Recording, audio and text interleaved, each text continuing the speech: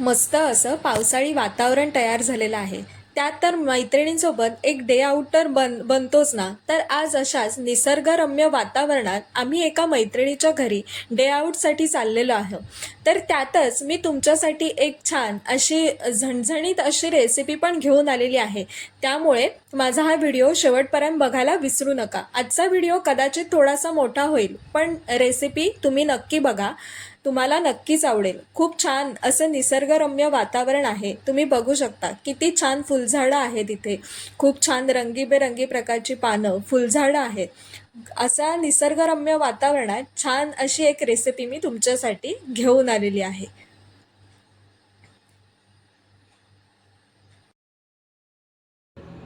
नमस्कार, मनवाज रेसिपीमध्ये मी मनवा तुम्हा सर्वांचं मनापासून स्वागत करते. आता पावसाळ्याचा सीझन चालू झालेला आहे. त्यात आपल्या सर्वांना गरमागरम चहा, भजी, वडा, कटवडा किंवा मिसळ अशी खाण्याची तर लहर येतेच. तर मी आज तुमच्यासाठी मस्त चुलीवरच्या मिसळीचा बेत घेऊन आलेली आहे. मस्त निसर्गरम्य वातावरणात चुलीवर आज आपण झणझणीत मिसळ कशी करायची ते बघणार आहोत. चला तर मग आपण रेसिपीला सुरुवात करूया. त्यासाठी 1.5 वाटी सुकं खोबरं, थोडेसे पांढरे तीळ, सगळ्या प्रकारचे खडे मसाले घेतलेले आहेत, बारीक चिरलेला कांदा, आलं लसूण पेस्ट, थोडंसं तेल आणि उभा चिरलेला कांदा. त्यानंतर एका कढईत साधारण 1 ते 2 चमचे मी तेल घेतलेलं आहे. तेल हलकंसं गरम झाल्यानंतर वाटपासाठी लागणारा उभा चिरलेला कांदा मी घेतला आहे. तो सुद्धा चांगला लालसर रंगावर परतून घ्यायचा आहे. कांदा मध्ये मध्ये ढवळायचा आहे, म्हणजे तो खालून करपणार नाही. व्यवस्थित असा कांदा ढवळून घेणार आहोत. गॅसपेक्षा चुलीवरची फ्लेम थोडी हाय असते, त्याच्यामुळे सतत कांदा ढवळून घ्यायचा आहे.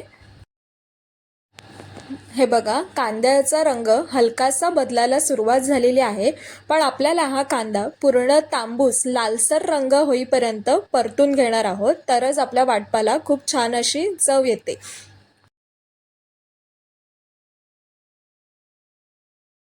साधारण अजून एक 5 ते 7 मिनटं कांदा चांगला तांबूस रंग होईपर्यंत भाजून घेऊया. सतत मी ढवळून घेते, त्यामुळे कांदा कुठेही खाली लागलेला नाहीये, तुम्ही बघू शकता.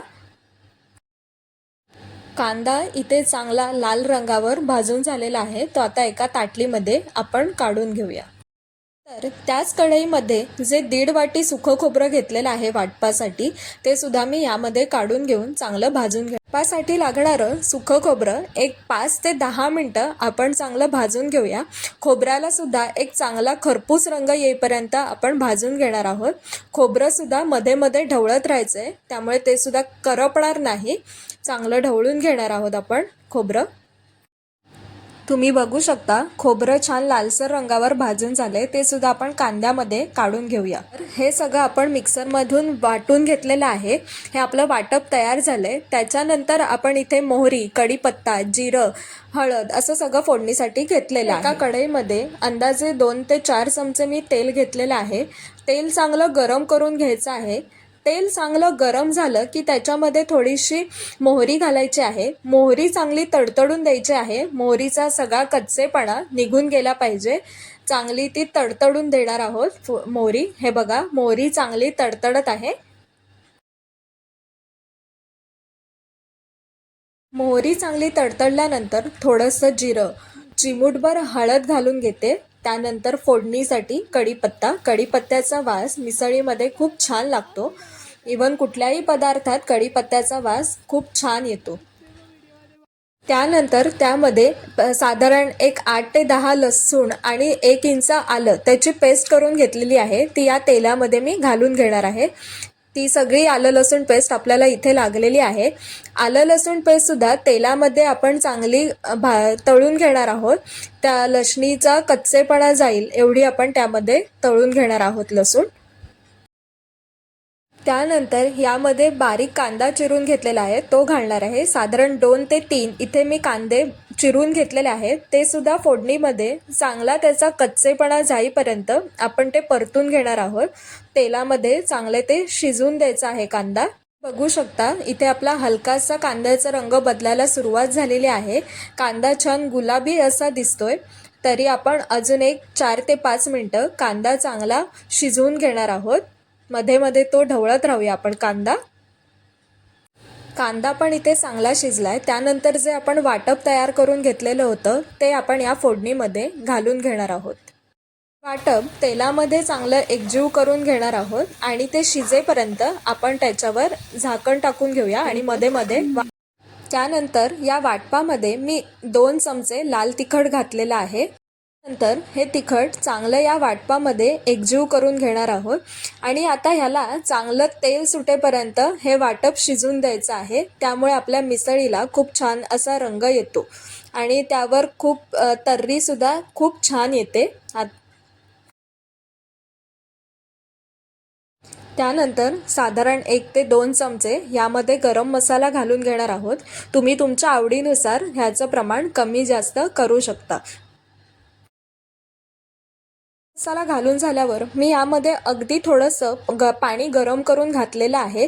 त्यानंतर आता आपण यावरचं ताट काढून बघूया. हे बघा, वा किती छान सुंदर असा आपल्या मिसळीला रंग आलेला आहे आणि तेलाचा तवंग म्हणजेच तर्रीसुद्धा किती छान आलेली आहे. हे आपण मिश्रण परत एकदा छान ढवळून घेऊया. हे मिश्रण मध्ये मध्ये मी सारखं ढवळून घेतलेलं होतं. खूप छान असा मिसळीला रंग आलाय आणि तेल पण किती छान सुटलंय बघा. खूप छान अशी मिसळ आपली इथे तयार होतीये. हे तुम्ही बघू शकता. हे मी सुरुवातीला साधारण 5 ते 7 कप पाणी उकळत ठेवलेलं होतं. ते मी गरम पाणी याच्यामध्ये घालून घेते.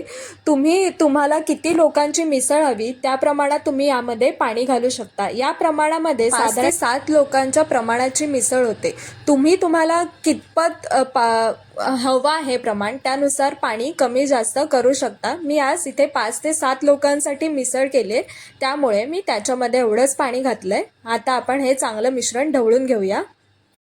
याची कन्सिस्टन्सी बघू शकता. खूप अशी जास्त पातळ किंवा खूप अशी घट्ट पण झालेली नाहीये. या प्रमाणात कन्सिस्टन्सी त्यानंतर यामध्ये आपण चवीनुसार मीठ घालून घेऊया. तिला मी इथे वाटाणे शिजवून घेतलेले होते ते सुद्धा मी यामध्ये घालून घेते. तुम्ही तुमच्या आवडीनुसार कडधान्य वापरू शकता. अशा प्रकारे झणझणीत तर्रीदार अशी आपली मिसळ बनवून तयार आहे. हे बघा, मैत्रिणीच्या घरी लिंबाचं झाड आहे तर त्या मिसळीसाठी लागणारं लिंबू आम्ही इथनंच घेतलंय. खूप छान असं निसर्गरम्य वातावरणात आपण मिसळ करतोय. हे लिंबू मी काढून घेते. तुम्ही बघू शकता इथे आपली मिसळ बनवून तयार आहे. मी मिसळीसाठी लागणारे पोहे आणि बटाट्याची भाजी आधीच तयार करून घेतलेली होती. जसे आपण नेहमी बटाट्याची भाजी किंवा पोहे करतो त्याचप्रमाणे घेतलेलं होतं. इथे आपली छान तर्रीदार अशी मिसळ तयार झालेली आहे. ती आता आपण सर्व करून घेऊया. सुरुवातीला मी इथे एका बाउलमध्ये हे पोहे घेते. जसे आपण नेहमी पोहे करतो तसेच केले. मी एका बाउलमध्ये पोहे घेते. त्यानंतर बटाट्याची भाजी आहे ती घेऊया. त्यानंतर हा जो कट आहे तयार केलेला तो पण आपण यामध्ये घालूया. हे बघा, खूप छान रंग आलाय मिसळीला. हे सगळं आपण ह्याच्यामध्ये तयार करून घेऊया.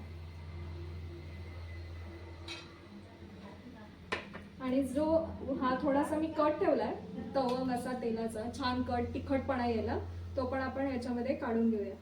वा, त्याचा रंग पण किती सुरेख आलाय तुम्ही बघू शकता. आता त्याच्यावर फरसाण आणि शेव घालूया.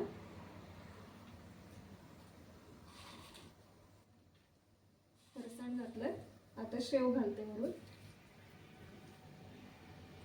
कांदा घालूया.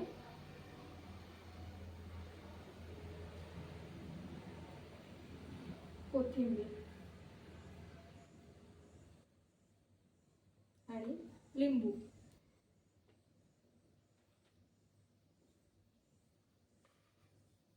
अशी आपली झणझणीत चुलीवरची मिसळ तयार आहे. तुम्ही सुद्धा अशा प्रकारे मिसळ एकदा नक्की करून बघा आणि माझ्या रेसिपीला लाईक, शेअर आणि सबस्क्राईब नक्की करा. थँक्यू.